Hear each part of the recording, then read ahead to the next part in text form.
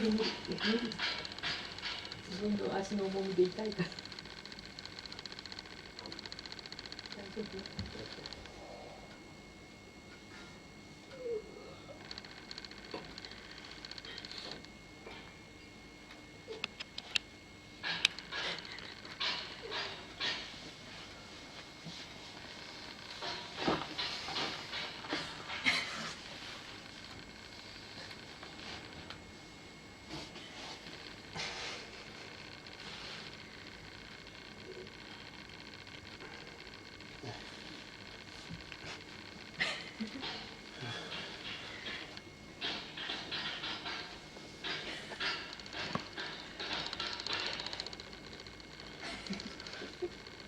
食べた方がいいですよね。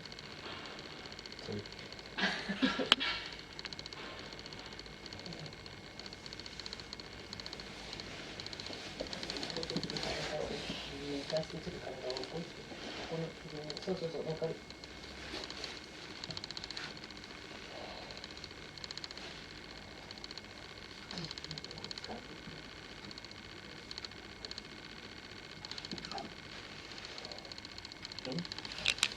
違う違う。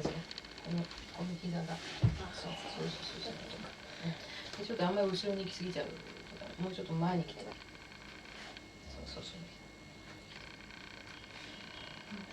斜めに張り付いてるでしょ。